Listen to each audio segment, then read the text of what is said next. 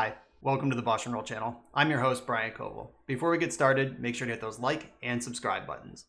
If you want to see me play your favorite deck or your spicy brew on the channel, I take donation deck lists. I'll do a deck tech, play a full Magic Online League, and help tune your list.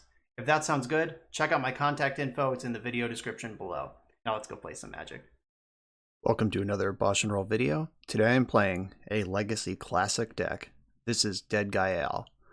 This is from subscriber Brian, not me. This is not me in a thinly veiled disguise. This is an actual different Brian who wanted me to play black-white, mid-range control, Deadguy Ale.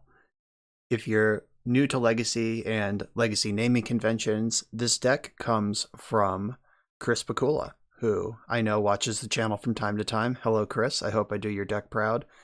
In fact, in a lot of places, you'll see this deck just listed as Pakula, not even Deadguy Ale. It's just the Pakula deck. And it comes from Team Deadguy, which I believe was named after a beer. This is my memory of the late 90s doing its best here. But that's where the name of the deck comes from. Chris Pakula famously pioneered this deck, and over the years it has added some sweet new tools. Most notably, Stoneforge Mystic is the thing that keeps it playable in the modern era, or present Legacy era. Liliana the Veil didn't exist in the 90s, and most notably recently, Skyclave Apparition and Opposition Agent both have spots in this deck. But the plan is disrupt them with discard. You have a little bit of removal. You can pressure their mana, so you're squeezing their resources in a variety of directions while you generate card advantage with cheap creatures like Stoneforge Mystic and Dark Confidant. And this list even has a Bitter Blossom in it. That's exciting. Love that card. Lingering Souls is like the Turbo Bitter Blossom. So that is the plan with this deck. I'm a little disappointed that current iterations don't play Tidehollow Sculler anymore. That's a card that it was near and dear to my heart, but I did some research, and this does appear to be pretty stock for a fringe archetype like this. It does seem to have a pretty solid list these days.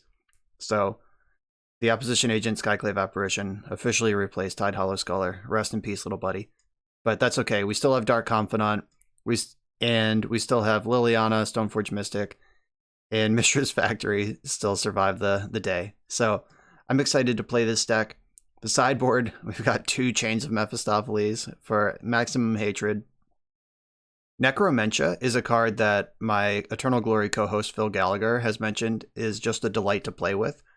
I know Phil has played Deadguy Ale a number of times lately. I'm a little late to the party, but finally I get to play it. And Necromentia, choose a card name other than basic land, search target opponent's graveyard, hand, and library for any number of cards with that name and exile them.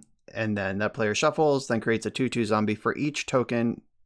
A 2/2 black zombie creature token for each card exiled from their hand this way. So you can just shred the Uros out of a deck, or the Tendrils of Agony, or, like that. This is just a cheesy card. This is not a new thing, but I haven't played it in a Legacy deck in a while. And then we got the Graveyard Hate, Ley Lines, Rips, some extra removal, and this nasty little Bayou Choke in the sideboard. I don't approve of that as a blue wizard, but as someone who's on Team Deadguy for the day, I'm into it. Then some Abrupt Decays to round it out. So black-white mid-range in the main. We splash into Abzan in the sideboard, and let's get into these games. I am on the draw here with a Dark Ritual Hymn to Tarok hand. Let's keep it. So we're playing in some sort of Misty Rainforest deck. So I guess my options are, do I just Dark Ritual playing around Daze? Like, if they Daze the Ritual, it is what it is. But if they let Ritual resolve, then I can hymn with Daze backup. Or I can wait until turn 2 and double spell off my Ritual. And I think I'd rather do that. Maybe I just feel like this is a mid-range deck that wants to play sort of a medium-long game. I should have fetched a Swamp in response so I don't get stifled. Just hope that doesn't happen. Alright, I'm going to fetch Swamp right now. Make sure I don't get stifled. Continue. So we got a Scalding Tarn here. This is an exciting time to Dark Ritual. Let's see what we got. Hope this resolves. Then the him gets to check their hand. Then we get to, I think I want a Dark Confidant. I guess we'll see what the him discards that affects. Ooh, okay, so they are blue-red Delver. They've just pitched Sprite Dragon. And him, when you force a him, you still lose 2 cards, so deal. I'm going to go with Stoneforge Mystic because this deck plays a lot of Lightning Bolts, and I'd like to at least get a little card advantage off it if it resolves, rather than just cleanly die to Bolt. Alright, that's fine. We both lost 3 cards out of our hands that turn. Alright. Leading on the Stoneforge also let me get that white source out of the way. Is Bitter Blossom the stone nut or a liability against is it? I'm not actually sure. It's Bob or Bitter Blossom here, and I don't want to just get like stampeded by lightning bolts. Alright, I'm gonna go with Bitter Blossom. This thing's really good at blocking Sprite Dragon. And if I get a Force Will out of this, I will be so happy. Like, that didn't happen. It's also fun that I get to just pass priority F6 with this deck because it doesn't play any free spells. Oh, this is a whale. Yikes. I don't have any good answers to whale. That is a 6-drop. Daze, Force, Brainstorm. I think I need to get this Bob into play. Yeah, whale is the one thing in their list that I'd be worried about there. Like, the Fatal Push and the Bitter Blossom do a good job controlling a lot of other stuff, but here we are now, facing down the Mighty Whale. Jeez. Okay, we've lost this game for sure. Got Delvered. If they didn't have that Bolt there, there's a chance, but now I need, like, Plow and a White Source, like I'm 2 cards away. I'll take another draw step, but we're too far behind. We definitely need to play from ahead with this deck against Delver. Alright, my force field is up. Just jumping. Creatures every turn. I guess, I mean, maybe there's a game to play here. I can play my Stoneforge and Fatal Push the Sprite Dragon. Maybe I counted myself out too early. Sword of Fire and Ice is in fact a banger. Batterskull for the life gain. This is kind of close. I think I want Batterskull though. Wow. Alright, so suddenly we're playing this game. Maybe I rolled us out a little early. Alright, Expressive Iteration isn't that bad. Like, they're not triggering Sprite Dragons off of all of this. They do get to take me off white again. Powerful stuff. And I do still think that absorbing damage with my fairies is the right call. White source? Bummer. So I can waste them, try to stifle their development a little bit. But then I'm pretty exposed to Daze. My opponent just lost connection to the game. I hope they come back at some point. But, oh no. Well, apparently my opponent just disconnected. Sorry, opponent. I think you were ahead, but I guess we're on to the next round. On the draw for round 2, I've kept this hand. This doesn't explode with Dark Ritual, but it's got a tasty little 1-2-3 pressure and disruption. That's what we're looking for. Even get to play basic lands. Opponent's on the play on a Multi-6, so Thoughtseize, this is where you want it. Ah, Uro. That card is not easy to beat for this archetype. But that's alright. I'm going to strip the Brainstorm. And now their hand is Force of Will, 2 Forces, Uro, and Snow-Covered Island. So there's 2 Plows in the main deck. I think those are my only answers to Uro. Ooh, Dark Ritual. That's exciting. Oh, I guess it's less exciting because we see the Force of Wills over there. Alright, I guess I go with Stoneforge Mystic and hope to beta Force. I think it's okay to get the scrub land here. Don't have to play on basics. It's a real shame that these forces are here, because I would have loved to snipe their land when I know they're already looking for lands. Oh, Brainstorm, that was a good draw. Alright, Stoneforge Mystic, what do you think? I really hope they do force it, because if they determine they can beat this and don't need to force it, that really cramps my style for the next couple turns. Yeah, that's certainly a Swords to Plowshares right there. I'm gonna get Sword. So getting Batterskull demands that they answer the Stoneforge. That's what I'm gonna do. Like, I feel like they have the answer, but if they don't, I wanna... So, like, if I get Sword of Fire and Ice, they can take their time on the plow, like, let me put it in, let me equip it, then plow, and I'm, like, 4 mana in at that point. But if I get Batterskull, it's like, okay, here's the thing, 2 mana, answer it. Alright, I'm gonna consult my deck real quick, determine what my answers to Uro actually are. Okay, Skyclave Apparition, there's those two, plus the 2 plows, and Kaya. Okay, so there's 5 answers to Uro in the deck. Well, Teferi is a powerful card. So that gets rid of my Stoneforge, kind of. I mean, gets rid of is generous. Like, I can also just replay it. I'm gonna hide this Wasteland for a while. I guess maybe I should respect Back to Basics a little bit. It's not always a main deck card, but when it is, it's bad. Alright. Yes. Get the Sword of Fire and Ice. And I'm going in. Oh, did they get rid of their force, or do they just not care? So this is 2 creatures. They didn't flip a Terminus. They could have Supreme Verdict if they're on the BoshNRoll school of deck building, where Supreme Verdict is just always better than Terminus. Guess we'll see. But I have 2 creatures that can pressure Teferi now. One of them provides extra pressure, because I have the 4 mana to activate Stoneforge Mystic, put in Sophie, and equip it to Opposition Agent. And if they were planning on any fetchland related shenanigans this turn, they're going to be disappointed. They named non-land, and they found a snake that they can't cast right now. I'm pretty confused about all these Force of Wills in their hand.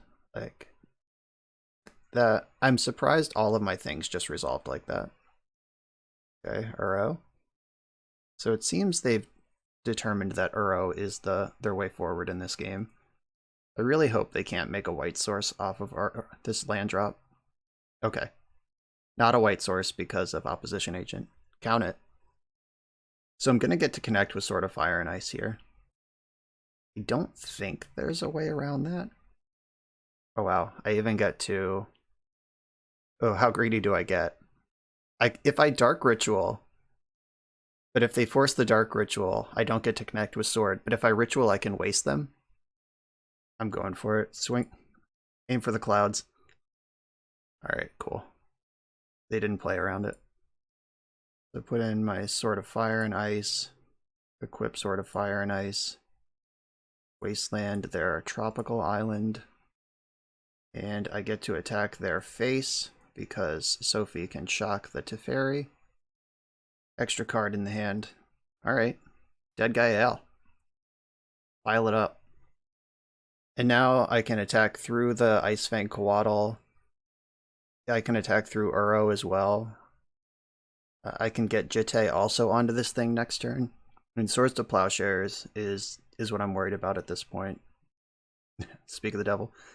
But even that, they do get to fetch now. But even that, I can just put the sword onto Stoneforge Mystic and continue the beats. Nice Tundra. Got myself a little Wasteland ready. Oh. Alright, yeah, they're not playing. So they still have this Coatl they can cast. But I can Wasteland plus Lingering Souls, and then I have a bunch of things that can carry weapons for a long time. Right, there's one of my answers to Uro. One of my very small number of answers to Uro. Now, Lingering Souls is pretty good against Icefang Coatl. Ew. Why isn't this the Dark Ascension art? Just give me the Strixhaven art spirit. I don't want that. I'm such a boomer. Yeah, so I'm pretty sure these forces are not in their hand anymore. It looks like they brainstormed them both away, or they just like forgot to cast one on the opposition agent when it really mattered, and now they're too far in the hole to bring it back. Also, this basic plains means they're at least 2 land drops away from Uro. It's a big deal. There's one of them. These decks, having played a lot of them myself, they're so built on ignoring Wasteland that when you do get hit by one, it's generally pretty awful. And they've been hit by 2. So they're very much scrambling to keep up at this point. Alright, please don't have Swords to Plowshares. It's the only card I care about in your whole deck right now. I'm fine offering the trade with the Quaddle. Guess I didn't need to do that, like, because I get to kill it with Sophie anyway, but I guess going face for damage at this point isn't the worst. I want more souls in play, not Jitte. Just keeping the pressure up with creatures at this point is going to be my priority. Alright, so Sylvan Library gets to see a bunch of cards here. They don't really have a whole lot of life to pay. And I do have one of my small number of answers to Uro in my hand. They paid 0 life, so that was just a Sensei's top. This fetch land does summon the Uro. And the fetch land also cleared the library card, so they are drawing wild. They have 1 card in their hand, plus the one that Uro is about to draw. There is no surprises there. First trigger. How'd we do? No land. So I'm going to attack, unless I draw a Thoughtseize or Inquisition. I'm going to attack first. That gives me the chance to draw a Thoughtseize or Inquisition to clear the way for this apparition. And if they cast Swords to Plowshares, I get to Apparition with impunity because they don't have 2 cards in their hand. Liliana. Not quite what I wanted. Let's just hope their hand isn't Force Blue card, I guess. I've done what I can here. Alright, got him. You're out of here. Alright, Library is going to have to carry the day. If they do have Supreme Verdict, they need a white source to cast it, and we know the 2 cards in their hand aren't lands because the Uro trigger didn't deploy a land, unless they were sandbagging lands, thinking they could do better with Brainstorm. But that seems unlikely. But yeah, if they can kill this, they get the 3/3. Then I'll have to do a little bit of maneuvering to get back in position. But Liliana is a powerful card against control decks that are on the back foot. Opposition Agent has Flash, so I can pass the turn and deploy it. Great Draw would be land, so I could just main phase Dark Confidant and then represent the Flash Opposition Agent. So just keeping threats that can keep picking up these weapons is my plan to win this game. But it is very much on them to figure out how to not lose it first. Alright, Ponder. I like that. That's spending mana. They pay 4 life too. Like, they must be desperately trying to clear these top cards. So they paid 4 life just to get deeper in the deck. Then they pondered, shuffled. This is the desperation play. I have, unfortunately, been in this spot enough times to know how that feels. And these lands don't cast Supreme Verdict or Terminus. They do cast Icefang Quaddle, but I don't care about that. Alright, let's go. Just turning the squad sideways here. Like, Snapcaster Swords to Plowshares is, I think, the most they could muster. I guess they could technically, like, Quaddle into Snap, or they could have Shark Typhoon, but I have that beat. So they Shark Typhoon into Plow is how they can, but they still lose. Yeah, that's still not enough. Like, even their nut draws aren't good enough because they're at 1. Also, because they're at 1, they can't cast Force of Will on any of my follow-up plays. Alright, they've seen enough. Backed it up. GG. Alright, in the sideboard, here we are with the choke, the dirty trick. Chains of Mephistopheles probably comes in here as well. Necromentia, if I can shred the Uros, then they don't really have much going on. Surgical. I don't love bringing in all this kind of stuff, but Uro is just such a problem for the black-based discard decks. Do I want Rest in Peace? Probably. I don't remember, did we see a Snapcaster, or did I just imagine that they had one? Was I just playing around it? Or respecting it? I don't think we actually saw one. If I am bringing in the rips, I don't need surgical and necromentia. Yeah, my deck doesn't do anything out of its own graveyard. So, oh, Lingering Souls. There's the one of Lingering Souls that is affected by Rest in Peace. Okay, so I don't think I need Jitte for this matchup. This is actually a lot of Stoneforge Mystics in a matchup where it's not the most important. Fatal Push, also not super important. I have to give the snakes a little bit of respect, but not enough that I'm going to leave Fatal Pushes in my deck. Kaya is good, just more stuff that fights Uro. Plow's good for that reason. Batterskull is good against control decks in general. I have 2 more cuts to make. I am bringing in a land, so I can cut another land. I also have Caracas that at least keeps Uro from chunking for 6, but I will not call it an answer to Uro. Yeah, I think I want to turn Wasteland into Bayou, so that keeps my same land count, but Wasteland isn't great against their deck, and Bayou does let me cast the choke. And Liliana's good. I like Apparition. Got 30 seconds to figure out what the last cut here is. I like the discard spells. This might be a sin. Deadguy Ale players, let me know, but I do think the explosiveness of Dark Ritual against a deck that has Uro in it is kind of a liability. Like, that's not a card you really want to draw in the mid game against the deck that's outdrawing you and making tons of land drops. Alright, we're on the draw here with kind of a clunker, but I am going to keep it. We have a potent sideboard card here. Like, if they set up a game where they are like on turn 2 Sylvan Library and that's their plan, this turn 2 Chains matches it perfectly. And they just harvested for a land, so here comes Tundra, probably. Okay. Alright, they got to play around Wasteland a little bit.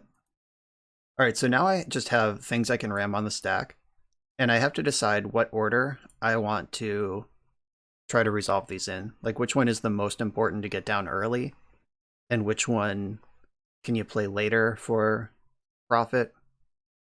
I think I want to go for Chains first, because it constricts them the most, and it's also the one that does the least to advance my plan. So it's in this perfect sweet spot somehow where it's like both the best one to resolve and the best one to get countered. That's weird, but I'll take it. It's in there. Wow. In the loot mill, whatever you want to call it, and they might just have wilt, so it doesn't matter. But the loot mill, whatever you want to call it, could help feed their Uros going long. Oh, old Brazen Bee, sure. Lingering Souls is good against Brazen Borrower. Liliana is not. Critter Blossom is. So I'll probably Souls next turn, unless I get taken back to basics this turn. Then I'll reevaluate my life choices. Alright, looks like we're in. I'm not ready to pop this fetch land, because that's how I get Bayou if I draw my choke. So I think I want to Souls. And then I can double spell next turn. Just trying to use all of my mana every turn whenever possible. I don't want to just leave a mana unspent against a deck that doesn't have days in it. It's been a long time since Lingering Souls' heyday in Legacy, but god, that card is powerful when you're not ready for it. Oh god. Are they a Days Undoing deck? We might just lose right now if they are the Days Undoing combo build that I just wasn't ready for because I didn't see it. But we'll see. If this is just a Naked Hull Breacher, I don't care because my deck doesn't draw cards. But if it's not that, could be in some trouble. Alright, no land, no spell, no attack, no plays at all. That's what I like to see out of my opponents. So I'm going to replay this Chains that they know about. I'm not going to give them any new information yet. Not even going to show them my land drop until it's too late. So I want to attack here. They can trade. I'll attack with 1. I want to leave back 1. I don't want to get cheesed out by Brazen Borrower. I'll give this just a little poke. I think Stoneforge Mystic is the way to turn this corner quickly. I'm already holding the Sword of Fire and Ice, so I can get Batterskull, and they won't necessarily have the information that Sophie is coming. Okay, they did have the Wilt. So a series of 1-for-1 trades here, which is fine with me because Lingering Souls was a 2-for-1, Stoneforge Mystic was a 2-for-1. Like, we can 1-for-1 all day, and I'm gonna pull ahead on that exchange. I'm not gonna block here. I can take 3. I have life to spare. But them using Wilt and Plow are 2 answers to a Sword of Fire and Ice that are no longer in their grip. Speaking of no longer in the grip, I guess I should play around as much soft permission as I can. Bang. How's your grip? If they have Veil of Summer, this is bad. But if they don't, we're good. Alright, so him just resolved and took Engineered Explosives and Brazen Borrower down with it. My options now include Jam Bitter Blossom, Jam Liliana. If I jam Liliana, I can plus discarding Bitter Blossom and clear their hand, or I can minus and they either flash in Brazen Borrower and lose it. Alright, I'm gonna go for that. I'm gonna go for Liliana. Surprise, there's Bayou. No more secrets. Alright, so I can plus to clear their hand, minus to remove one of these creatures. I think I just want us both empty, and just hope it's not Uro that they have over there. Terminus, yeah, get out of here. Alright, no attacks this turn. I want to protect my Liliana so I can turn the corner. Oh, they didn't even flash in Brazen Borrower. Not interested in spending their mana. Unless they're just floating it forever as an answer to Liliana, which is not going to work, because now I get to Sword of Fire and Ice attack. I'm going to minus first. If they want to flash in Borrower to save their Hull Breacher, then they lose Hull Breacher to the Sword of Fire and Ice. This has been a study in Deadguy Ale versus Blue, and I am enjoying it. I've been on the other side enough times to know that this matchup is not the best. You can concede to this. No one would think less of you for it. In we go. Get to attack with both creatures because I won't need a blocker because they won't have any attackers. Zap this. They do get 1 treasure on the way out, unfortunately. It's the way that the rules work. Deals 2 damage to any target and you draw a card. So, into the rules minutia here, if that was destroy target creature and you draw a card, you would get to draw. Oh, baby. If there was a draw left, it's that one. So, into rules minutia anyway. If this said destroy target creature and draw a card, you would get to draw a card. But because it deals 2 damage, and damage doesn't actually kill the creature until state-based actions are checked, the Hull Breacher is still in play with 2 damage on it at the point you try to draw a card. So it doesn't work this way. If it said destroy target creature and draw a card, but in the other order, you draw a card and destroy target creature, they would still get a treasure. So everything happens in the order on the card, and destroying a thing happens instantly, but dealing 2 damage to a creature with 2 toughness waits till state-based actions are checked to actually kill it. There's your rules lesson for the day. All of which is purely hypothetical and largely irrelevant because we are, the card is written how it's written. And that is. Oh, hello. Speaking of that is. And it's really hard to get ahead of a Liliana when you're hellbent as control. Yeah, sure. So this choke is extremely timely because I would probably be in a whole lot of trouble without it. Like this brainstorm setting up a Terminus, if they can Terminus this board with Teferi around, like that's genuinely scary. Okay, they were discarding it anyway, that makes sense. All right, discarding Liliana. Yeah, you're gone. Equip you. Teferi can tuck the token next turn, but if that ends up killing Teferi, I don't mind. So I think I want to keep going face. Like if I go face and shock Teferi with the sword, Teferi will be at 3 loyalty, where tucking results in a dead Teferi. So I'm cool with that. 2 to this. Draw my card. And bang. Enjoy your forest. Do I play Verdant Catacombs or do I keep it as a discard for Liliana? I think I play it, because it's possible that I can just deploy my whole hand next turn, just hardcast Batterskull. If I play a land, I also get Lingering Souls. So we got stuff going on. They might have to just suicide the Teferi to get rid of Choke also, but Teferi puts it 3 cards down. So yeah, they would have 1 turn to operate with their mana if they tuck the Choke. And Wilt's already in the graveyard. I don't know how many answers they play to a Choke, especially in this tough position. Like this position would be hard to get out of if you had...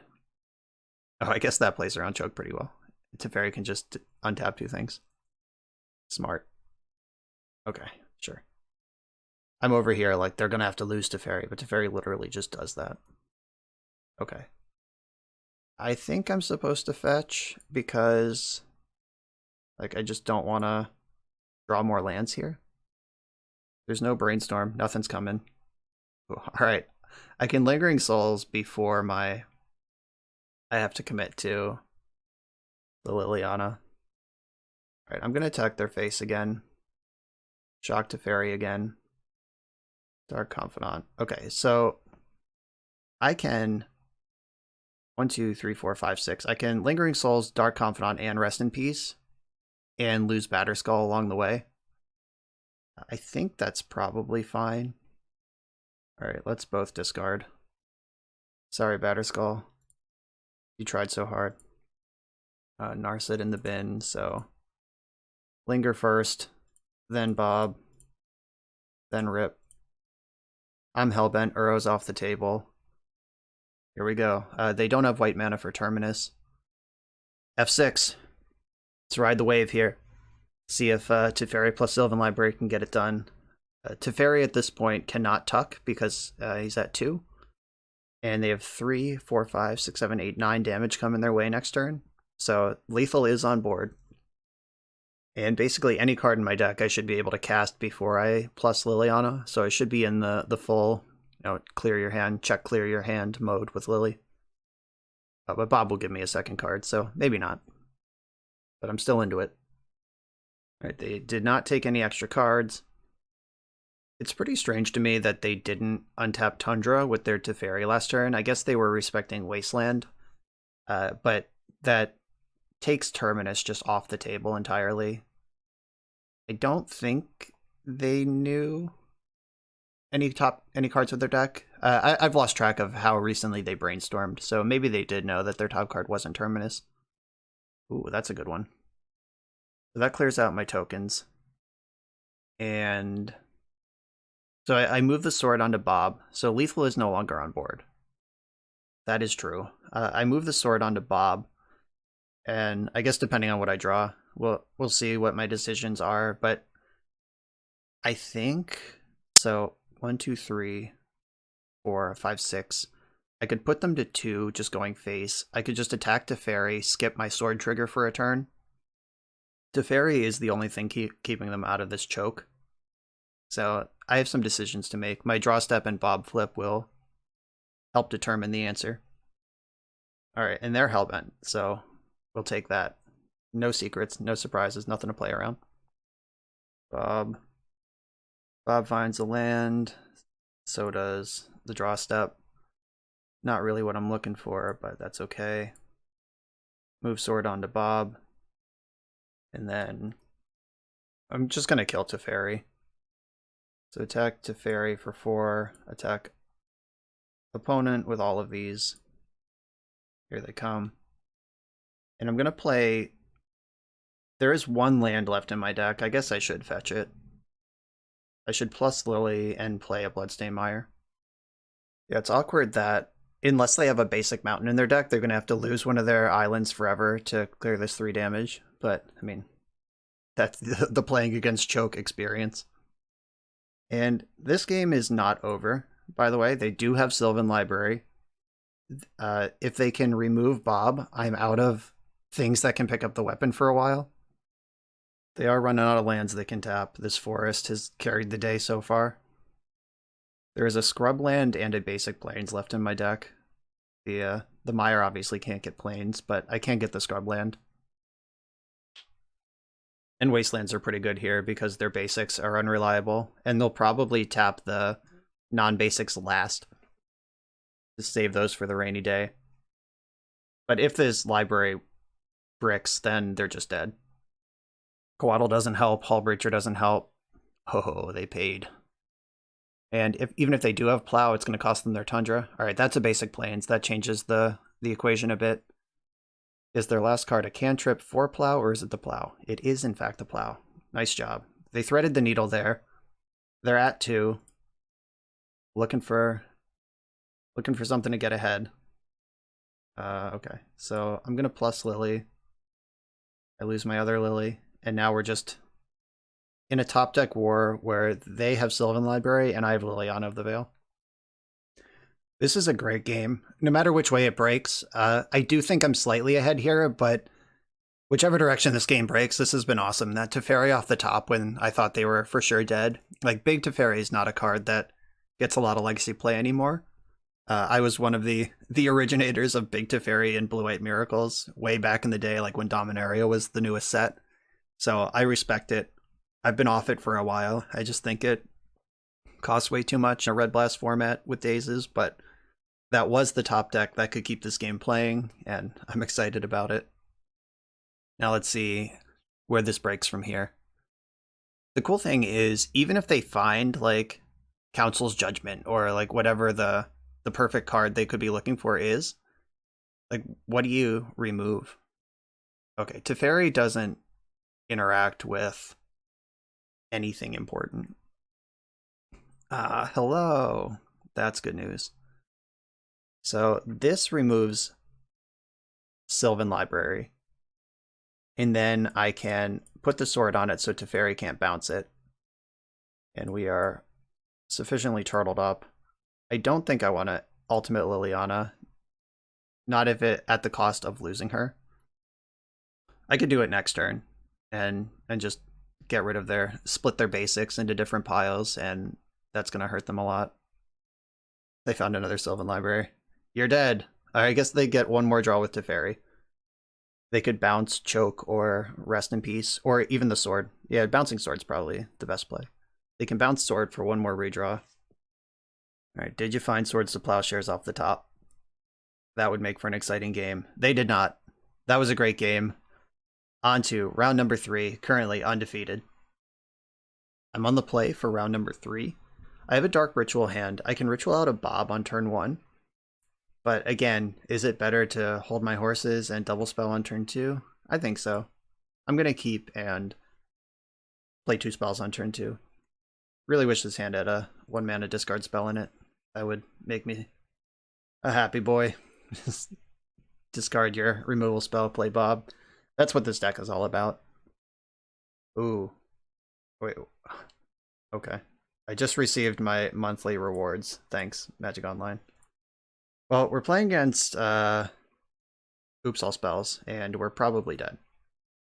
Because I did not have a discard spell. Cabal Ritual. Sure. They pitched their bridge, so they usually only play 1. So I guess, like, I mean, I'm sure there's not actually a chance, but if their hand is 2 Narcomoebas, exactly 2 Narcomoebas, maybe we could still do it. Alright, so there are 3 Narcomoebas, Thassa's Oracle, and is 2 Dread Returns, 2 Therapies. Yeah, we're dead. Okay.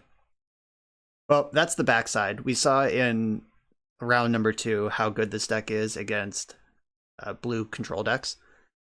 But now we see how hard we get dumpstered by fast combo. Alright, so for this deck, Leyline of the Void, Necromentia, Surgical Extraction, Rest in Peace. I have basically no faith that we'll actually get up to Rest in Peace. That seems unlikely, but here it is. Fatal Push is not something I need. Lingering Souls looks pretty embarrassing. There's a lot of embarrassing cards when we start playing against turbo combo decks here. My discard spells are the best cards, or my sideboard cards are the best cards, followed by the discard spells. That's the priority. I'm going to have to take some aggressive mulligans here. Kaya, I mean, no, but okay. Nah. Kaya is just not going to do anything. I guess she could exile a Chrome Mox. I'm just looking for any fringe value on any of these cards. Skyclave Apparition also could exile a Chrome Mox if we get into like a mid-game situation, which I don't think is likely, but it's possible, I suppose. Swords of Plowshare is probably not good. And yeah, maybe I just go down to 0 removal. Do I need 3 Lilianas? You know, I guess she is good at keeping them off ever comboing if we get into that mid-game situation. I don't think I need all of these weapons, and I think Jete is the worst of them. Yeah, that sounds accurate. Close enough. I guess this is my plan. Let's go. But I'm on the play. I have Thoughtseize into Himdatrok. I mean, this is about as good as it gets. And Dark Ritual would make it better, but this is how games I have a chance look. Let's see what they've got for me. They mulled to 6. Can I hamstring this hand effectively? So you have your own Thoughtseize, Agadeem's Awakening, Pact of Negation. So they can Thoughtseize me. 1/2, 2 mana. I could just take the Agadeem's Awakening, and then they don't have a land. And then they can't Thoughtseize me back. Like, so if they go... If I could just take the Spy, and then they can go land Thoughtseize, and I lose my Hymn. Though if I take Agadeem's Awakening, if they draw exactly Dark Ritual, I lose. They could still Petal Thoughtseize me. This is actually really close, I think. Though Dark Confidant's pretty good. I'm going to take the Spy. Talk myself into it. So they're going to get to Thoughtseize me, but I get to cast Dark Confidant and then try to dig out of this. They'll have 2 mana with nowhere to go with it. So they have to top deck 2 more mana and also another one of their 7 payoffs. So I don't love it, but I'm willing to play the don't let them draw Dark Ritual and kill me game. Stoneforge Mystic or Dark Confidant? What's actually better here? I think it's still Bob. Just like drawing more cards, digging for more sideboard, that's what I want to do here, more than just like put Batterskull on the table. Because my life total doesn't matter in this matchup. This is where their last 2 draw steps were Dark Ritual, Balustrade Spy. Oh, it didn't happen. I'm in luck. Sword of Fire and Ice and Stoneforge Mystic.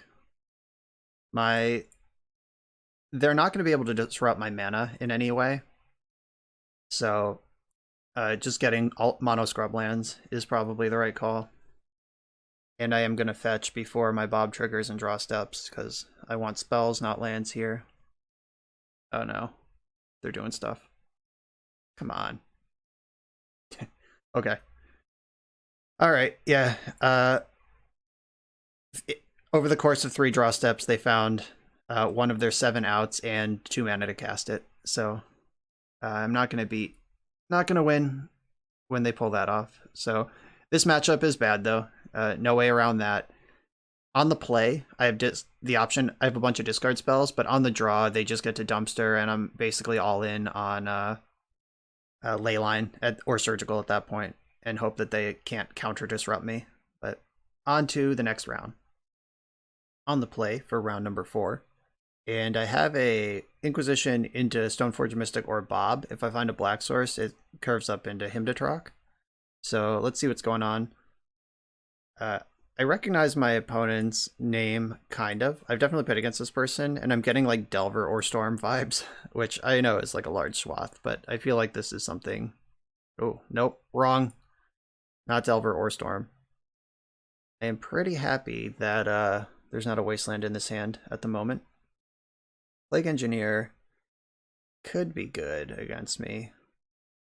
I'd probably just take the Noble Hierarch. Or do I take the Plow? No, I take the... Oh, because Hierarch lets them turn 3, or turn 2 their Plague Engineer, which kills Bob. But I have Fatal Push. Yeah, I think Swords to Plowshares is actually the take. Yeah, I'm in for that. I have Caracas that can answer Gaddock Teague, though my deck doesn't really care about Gaddock Teague.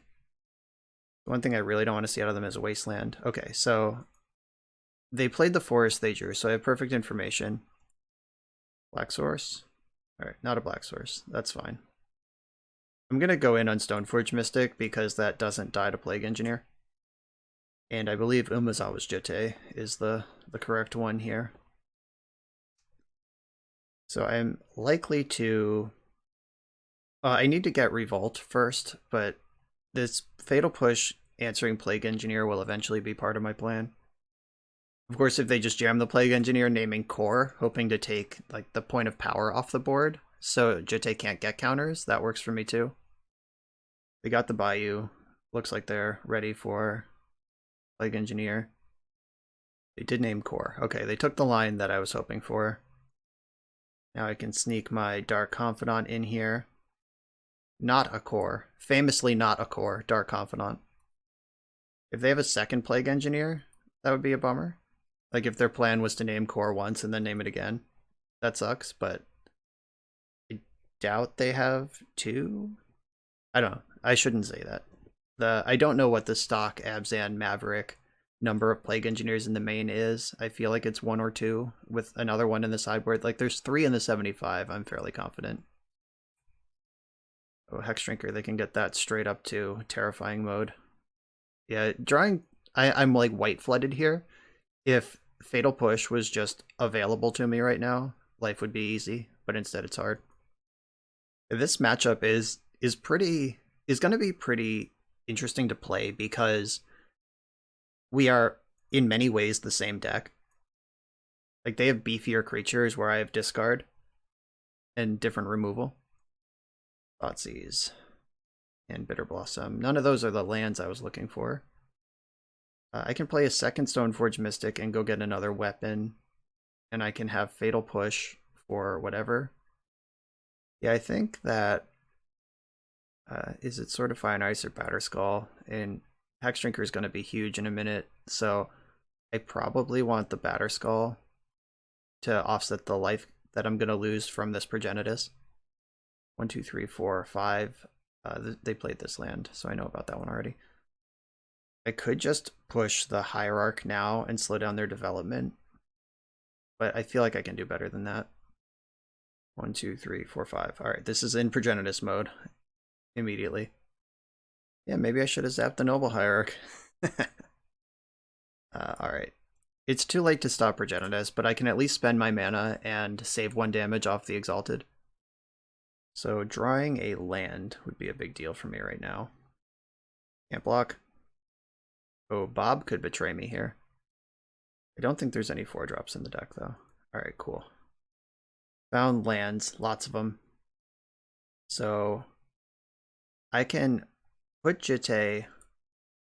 No, I think what I want to do is him to Turok them and then put in Batterskull. Alright, that was great. Hit the 2 cards that weren't Gaddock Teague. Gaddock Teague is the card I don't care about. So I'm going to be at 3, and there are Bob flips that kill me. So I think making this attack makes sense. Alright, they're not biting. So I'm going to put in Batterskull, equip Jitte to it, and try to race this Progenitus. Oh no. They draw Zenith. Jeez. So that can get what? Collector Oof? Or... I don't think I put in Batterskull in response, because then they could just get like Rex Sage or something that kills Batterskull. Okay, they just got a big knight. That's fine. And it's not even that big. Alright, so I take damage here. Activate. Put in Batterskull. Hope Bob doesn't kill me in my upkeep. Bob didn't kill me. How about a Swords to Plowshares? Right, him to Turok instead. So 1, 2, get Jete in, whip, then let's get to work. They'll probably just block with Plague Engineer, get their trade. If they block at all, which I guess they don't really have to. Alright, so boom. I'm now effectively at 11. I don't want to Thoughtseize Gaddock. That's not a good use of my life total or resources right now. I'm going to make my land drop and just pass the turn. I'm not going to hang this Wasteland out there. I don't want them to know that I have it. Like, if their plan is to tutor up Mazavith with this Knight of the Reliquary, I don't want it to be that easy for them. Oh, did you draw a Questing Beast? Another Knight, or another Zenith. This one's probably going to get Collector Oof. I should have gained 4 life in response. Okay, Noble Hierarch. That is fine. Gain 2 life. Didn't realize how close to dead I was. Probably should have. Definitely if they got Collector Roof there, I'm almost certainly lose the game. Pretty sure I have to gain 2 again, just so Bob doesn't kill me. So are they going to move in on a Wasteland here and try to take me off equipping Batterskull? Yeah, alright, fair. Joke's on you, I've drawn a lot of lands this game. Alright, I'm going to gain life, make sure Bob doesn't kill me. I'm not going to fetch before I draw because I actually do want Bob to have good odds of hitting a land to save my life total here. Dark Confidant. So I can gain 6. I'm actually just dead. So I equip Batterskull, attack, I gain 6. I go to 7 because I have to fetch, and then the Exalted plus 6 is enough. Okay. Yeah, the being white flooded in the early turns of the game when I had white, white, black instead of black, black, white. So I missed my window to fatal push this. And this Hex Drinker was just the whole game. Okay, so Abrupt Decay is coming in. Plague Engineer. Swords to Plowshares. Do I want Rest in Peace? They have their Knight of the Reliquaries that care about it. Scavenging Ooze can get big. Is there anything else? I mean, Knight being big does matter. They probably have the Crucible of Worlds creature. Ramming Up Excavator, that's what it's called. Kaya, it's fine. Opposition Agents, bananas. Inquisition and Thoughtseize are good. Him might be a little worse just because it costs a lot and they are a Thalia deck. Batterskulls, so Sword of Fire and Ice is great if you can connect with it, but I really only have one creature with flying in the deck and it's Lingering Souls, so maybe Sword of Fire and Ice comes out and I just rely on Jete to do that. All the removal. The Dark Ritual again. Like, this is a matchup where if you get to Writ, it's exciting, but it's not a card you want to draw when you need spells. So do I cut it entirely or just leave in some number? Maybe I just want all the Rest in Pieces and none of the rituals. Yeah, Rest in Peace, just re-verifying. Lingering Souls is the card I care about. They have a bunch of knights. Scavenging Ooze can get big. Trying to think of what else they have over there that I care about. Not sure, but these look like reasonable cards to cut. Maybe Bitter Blossom's bad against them, because they do have Plague Engineers in some number. So I'll bring in a him. Alright, I'm going to play it like this. Alright, on the play, I have Plow, lots of removal, him to truck. This hand is great. If they have discard spells of their own, this could collapse, but being able to, like, plow your Noble Hierarch, untap him you, it seems like a pretty good opening start. Alright, so is it Noble Hierarch, Thoughtseize, or Mother of Runes? Because it could also be Green Sun Zenith for Dried Arbor. Any of which is fine. They're all the same thing. They all fatal push into him to Turok. Alright, and I am going to push it because I want to fetch black and not white. And also, Swords of Plowshares is just a more robust removal spell for later in the game. Okay, I get to continue hiding from Wasteland, which I am interested in doing. Bang. Wasteland and Gaia's Cradle just hit the bin. Those. So 3 lands have hit the graveyard. Knight of the Reliquary is huge, but hopefully it's just not going to be in the game. Alright, so I did, by fetching Swamp, lose my ability to double spell, but I think that's probably okay. So if I don't Swords of Plowshares as Mother of Runes right now, I never get to. But this opposition agent, if they're like ramping up into a Zenith, or like even just like a fetch land is pretty great. And I do have a number of... Alright, here we go. Opposition agent for life. This is reckless. I think the correct play is to plow the Mother of Runes, but I'm gonna snipe a Green Sun Zenith here, just watch. Damn it. That's fine. Maybe they'll attack with Mother of Runes. Okay, so that Knight is a 2/2 with no abilities, because I have the opposition agent, and I'm about to rest in peace to make it small. So drawing a white source would be great. That's a white creature, not a white source, but thanks, deck. So I can just turn the Knight into nothing, or I can get moving with my Stoneforge. I guess which one would I rather do if they're going to wasteland me? Like if they have Swords to Plowshares, taking out opposition agent, and then they just tutor up a wasteland, taking me off white. I think in that world I would rather have Rest in Peace in play. Alright, so Knight is currently embarrassing. So I'll Sedge Troll or Saith Zombies. But there's a lot of things they could do to bust this open. There's also a lot of dead cards in their deck right now. So Stoneforge Mystic, Green Sun Zenith, JK, I'm out of here. So they had some number of live cards and a large number of dead cards. And the live one turned on the dead ones. So Plague Engineer is one of my better draws. Looks like they just had the Zenith to follow up. Had it all along. Alright, well, I mean, Plague Engineer still does get control of this situation. That was weird. Why did they float multiple mana and then just not do anything? Alright, Caracas. Let's find Umezawa's Jitte. That one I can cast and get to work with, even if they waste me again. But if they waste me again, it's going to cost them another land, and I don't know. This game might be scrappier than it deserves to be at the end of the day here. Because if they draw lands, they don't draw spells.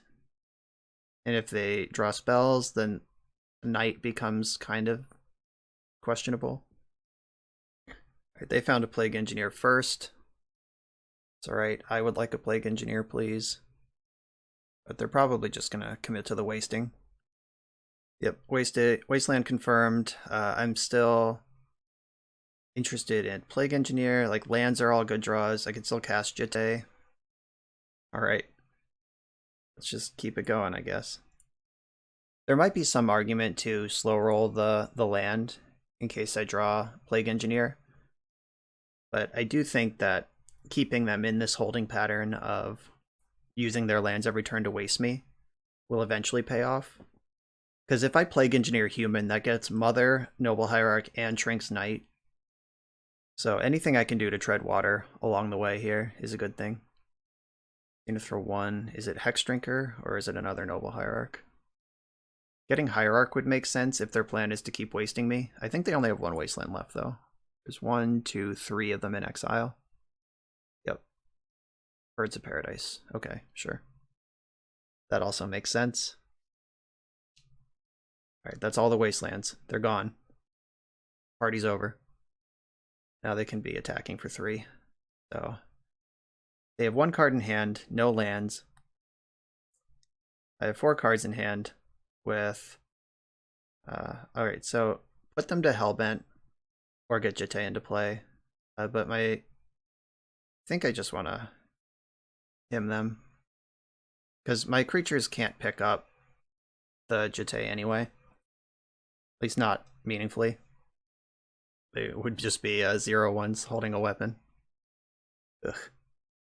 If I were promised anytime I play Maverick that I draw Green Sun Zenith every time I'm Hellbent, I would play this deck all the time. So Plague Engineer busts this game in half for me, but I need the land and I need the Engineer. There's the land. So I can wiggle in Batterskull this turn and start applying meaningful counter pressure. Pretty sure there are scrublands left in my deck. 1, 2, yes, there are scrublands left, and there are no wastelands over there. Their Cradle is also in exile, so I'm not sure what lands are left for this Knight of the Reliquary to pursue. And I'm not gonna flash in Batterskull to block because they have the Mother of Runes and they have Death Touch, and then I just don't have a Batterskull. I guess they could have a Ghost Quarter, but I do have a basic Plains in the deck, so that I'd be pretty happy to get. Scrubland. If they're activating Knight, I'm not sure why. They don't have any wastelands left. What can they do to me here? If they have Ghost Quarter, then I get to activate both Stoneforge Mystics, which is not what they want to do. I think they thought they had one more. They might have forgotten about the Hymn to Turok. They are in their deck right now going, oh crap, I've blown it. I guarantee that's what this pause is right now. Alright, yep, the old turn my Bayou into Plains, Knight of the Reliquary in the end step. The classic play. So now I get to mush with Batterskull, and if they use Mother of Runes to protect from this attack, my Swords to Plowshares is on. Ooh. That's a good draw. Though I'm not going to commit to Jitte because of the Mother. I can Jitte next turn just as well, and give them a chance to mess up in the meantime. Wow. Mother herself. You're out of here. And I don't even have to cast the Jitte. I can still Stoneforge it in next turn. I think the tide is turning here. And if they draw Swords to Plowshares or Collector Oof, or Green Sun Zenith for Collector Oof, those are all good. They're tapping mana. Stop. Can they just draw a land, like a blank one time? Okay, that's not actually very good. That's just a 2/2, as we've discussed. If Plague Engineer attacks this turn, I will block it. Or any creature, I think, is a fair block here. So we're talking about crunching with... No. I definitely want the Jitte. What am I even saying right now? Yeah, so I attack with the Germ. They block with Plague Engineer. I eat their Hierarchs. Oh, yeah. I'm definitely just taking the 4 here. I could have chumped with a Stoneforge, but I don't think that's necessary. I'm going to gain 4 with the Batterskull. I definitely thought we messed this game up a long time ago. And maybe we did. Like, that leaving Mother of Runes in play decision was definitely for the memes. But we managed to scrape together a presentable game plan anyway. Alright, so now they're losing at least 3 creatures. And if they don't block with Plague Engineer, they'll lose more than that. But if they do block with Plague Engineer, then my Stoneforge Mystics can effectively wield Jitte. All of which are good news for me, and bad news for my opponent. I guess there was a possibility they had like Sejuri Step in their deck, but I can't imagine why that would be in a traditional Maverick deck. Move this over here. And I'm going to blast their Hierarchs immediately. Just removing their ability to Zenith for any reasonable number. Like, that all just feels really good to me. And because Jitte is a horrifically broken magic card, even if I chump with Stoneforge Mystic, I'll have a damage on the Knight. One counter removes Knight. The other counter buffs this Stoneforge through future attacks. Alright, that was a good draw. But it's still dead to Jitte. Plus Liliana is... Oh, that was not the right attack. Now I get to kill Knight and Hierarch with... Like, if they just attacked with Exalted, I don't get to kill both. I have to pick one or the other. But now I just get them all. I don't have to move on the Hierarch yet. I can see what my draw step is and make that decision. Land would be great. Alright. They're just giving up. Alright. We did it. We let the Mother of Runes win in favor of opposition agent that didn't actually do anything, and we're not punished. Rest in Peace was insane that game, though. Like, those knights, they would have been just, 10-10s or more by the end of that game, and instead they just didn't do anything. So I'm happy with that decision. I still think Bitter Blossom lines up too poorly against Plague Engineer to be worth the spot. I didn't have to show them my Plague Engineers, so yeah, I think this game, this plan just still works. Oh, I just noticed, if you were screaming at the computer, if you were screaming at your computer for game 2, you may have noticed that I boarded in my Abrupt case, but not my Bayou. Completely unpunished. Charmed life I live over here, apparently. Yeah, good job. Good job. So, what do I want to cut for this Bayou that I absolutely need in my deck? Though against the Wasteland deck, the triple Wasteland deck, or quadruple Wasteland plus Knight of the Reliquary deck, is it even remotely in the realm of sanity to rely on multiple spells you could draw that require a specific land in your deck? Like, they waste the Bayou, I just have 2 dead cards in the deck. And obviously, we could just look at last game and say it doesn't matter, but I don't know if that's a good plan. So, if I don't have decays, I have 3 plow, 2 push, my weapons, Plague Engineer, Skyclave Apparition, Kaya, and Liliana to remove things. Yeah, I'm actually off that now that I'm here to think about it a little bit. So him, I could Necromentia their Green Sun Zeniths. I don't think that's a plan though. Or just bring a Ritual back in, or bring a Sword of Fire and Ice back in. Sword of Fire and Ice is just so medium, with only the one set of flyers in the deck. Yeah, is it just like Ritual? Just for the Miser's big move? Yeah, alright, I think that's fine. That was among the worst things I've done on camera lately, but luckily I just didn't draw my green cards.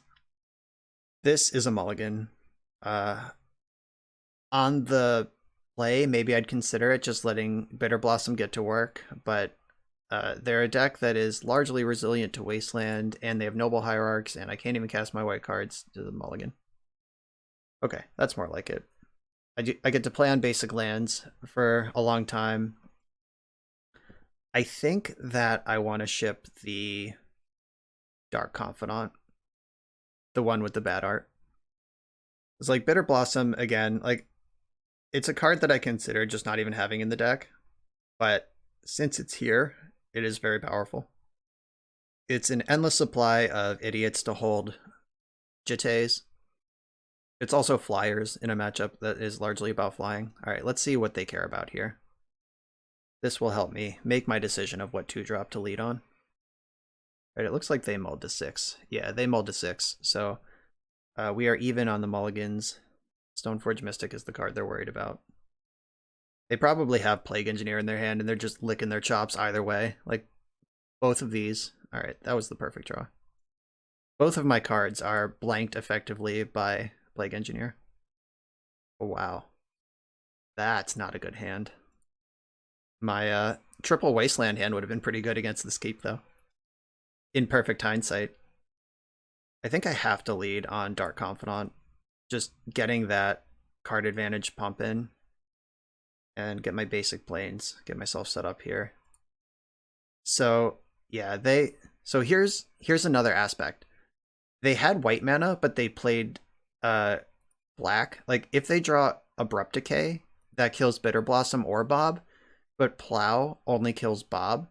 And so if they had a removal spell there, I wanted them to waste the Abrupt Decay that can only kill Bob before I deploy the Bitter Blossom that Plow can't answer. I hope that made sense. It made sense in my head. I'm not sure if it made sense coming out of my face, though. Alright, Gaia's Cradle and a mystery card, and Bob is bobbing. Wasteland, I like that. Yeah, I think I just want to Bitter Blossom and take them off white. White casts most of the important cards in their deck. I have just steadily accumulating card advantage in Bitter Blossom and Bob now. I just need my life total to hold out longer than theirs does. Because this is kind of a painful engine. There's the shame, no creature cradle. Oh, Zenith for Dryad Arbor, that's pretty smart. They get to equip Sword of Fire and Ice to it immediately. Okay, yeah, that worked out perfectly for them. Well played. I think I'm going to attack with Dark Confidant and give them an opportunity to block and lose their Dryad. Unless I just draw a removal spell, which is obviously the dream. Okay, that counts. So I'm gonna Skyclave Apparition the sword, and then just hold my horses. Though I guess attacking with Bob does deny them 2 mana. And I have another Bob and Plague Engineer. Yeah, I'm gonna offer this trade. See if they're in a position to actually take it. And plus padding my life total a little bit by letting Bob die. Or keeping the race in my favor if they just don't block. Like, all that's important. I don't think I can just turtle up when I have Confidant and Bitter Blossom going to work. So 1, 2, 3, 4, 5.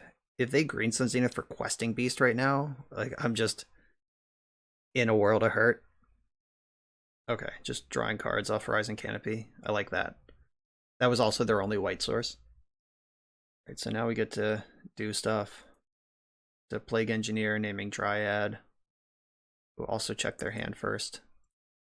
Don't want to get blown out in combat by a removal spell on my Apparition. Okay, don't super care about that. Oh, Thalia, you're out of here. Yep, white card stuck in the hand. Fairy and Dryad. I think I care more about Dryad Arbor. So I get to just crush for 5 if I name Fairy. And because Plague Engineer is insanely not symmetrical, I don't have to worry about Fairy. Yeah, I am going to name Fairy. Make sure that is what this thing is. It is. Yep, okay. Boom. Smash. Because the Cradle will count that creature either way, and if they have a land drop... So, the Scrib Ranger provides land drops for people without lands. So the mana is comparable that each one offers. Like, denying their mana versus getting that big hit in was the choice between the Arbor. Alright, opponent has conceded. We did it. Plague Engineer, Bitter Blossom. Bitter Blossom was actually good. The one game it showed up. On to the next round. In the final round, playing for 4-1, I am on the draw with a bit of a clunker. And if they're some sort of like blue control Uroi deck, this hand is actually phenomenal. But if they're like anything that gets under me faster than that, this hand sucks. I'm going to keep it. On the strength of Hymn to Turok just being an insane Magic card. Opponent did mull to 6. Let's hope that's indicative of weakness. Ooh, it's Death Shadow. Alright, so are they more worried about Kaya or him?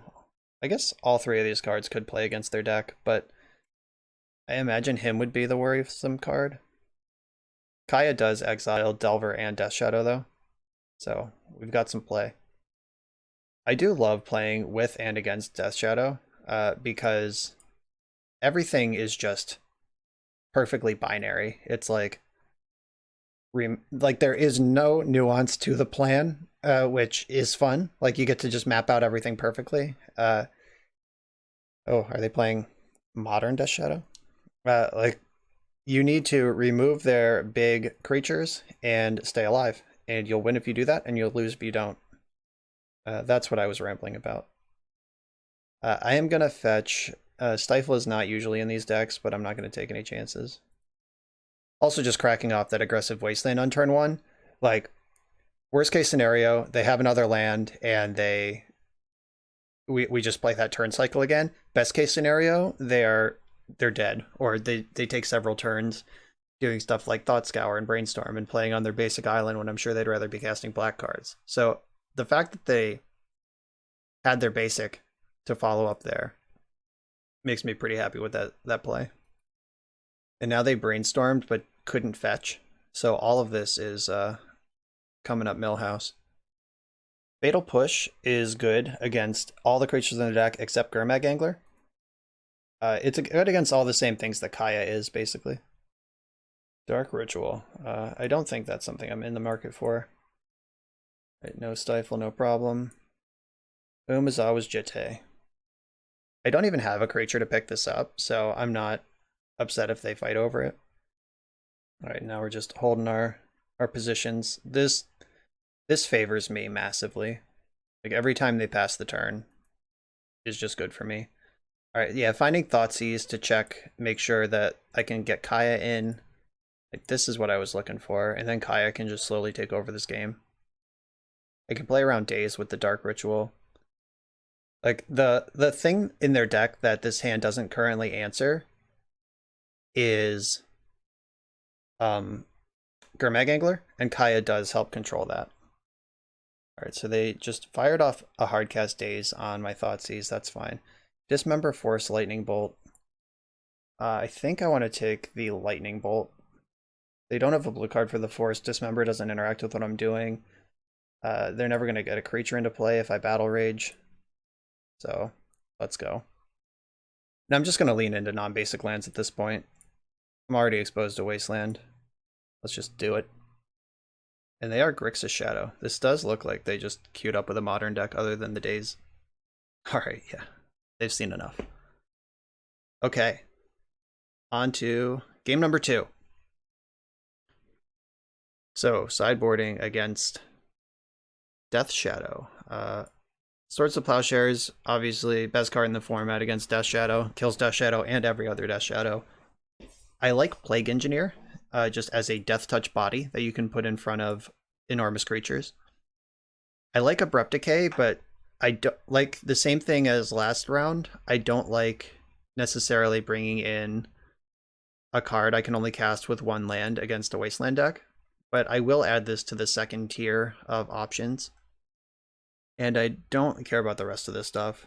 Like, bringing in Rest in Peace just for Gurmag Angler isn't exciting. I guess they might have Snapcaster Mage. They did play Thought Scour with a much more modern sensibility than Legacy, but that's... I'll deal with that later. If I see more information, I can make changes. So Opposition Agent basically does nothing in this matchup. Bitter Blossom is great, except if they have Temur Battle Rage, which we did see. I'm not married to Hymn to Turok, just being a 2-mana spell. I like all the 1-mana spells better, because a lot of those will hit a threat. Liliana's phenomenal here.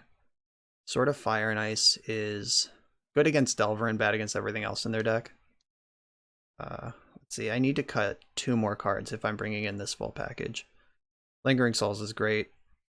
Not touching that one. I could mess around with the ritual count again. Like, I think my play style is just too conservative for me to play a fair deck with Dark Ritual in it. I've boarded it out in almost every matchup.